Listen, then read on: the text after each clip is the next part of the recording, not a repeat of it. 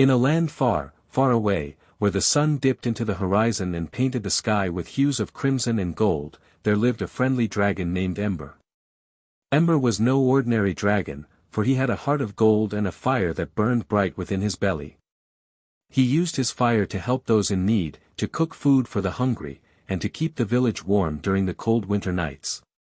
But one day, Ember woke up to find that his fire was gone. He tried to roar, to breathe, to do all sorts of things to ignite the flames, but nothing seemed to work. The villagers, who had grown accustomed to Ember's kindness and generosity, were worried. They tried to help him, but no one knew what to do. Ember was devastated. Without his fire, he felt lost and useless. He didn't know who he was anymore.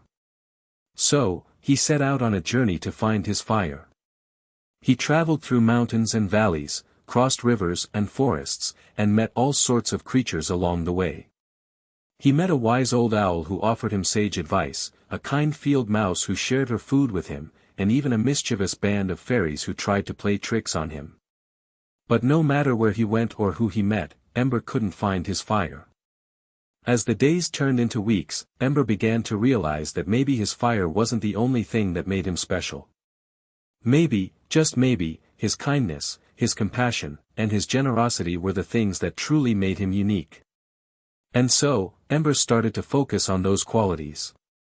He used his powerful claws to help build homes for the homeless, his sharp eyesight to spot predators from afar, and his gentle nature to comfort those who were scared or hurt.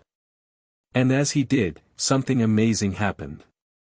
The villagers began to see Ember in a new light. They realized that his fire was just one aspect of who he was, and that his true strength lay in his heart. They started to appreciate him for all the things he could do, not just for his fire. And Ember, well, he started to feel like himself again. He realized that he didn't need his fire to be special, to be loved, or to be valued. He was enough just the way he was. As the months passed, Ember became an integral part of the village. He helped with the harvest, played with the children, and even assisted the elderly. And although his fire never returned, Ember didn't need it. He had found something far more valuable, the love and appreciation of those around him. And so, dear children, let this be a lesson to you. You don't need to have something special or extraordinary to be loved or valued. You are enough just the way you are, with all your strengths and weaknesses, your talents and your flaws. You are unique, you are special, and you are loved.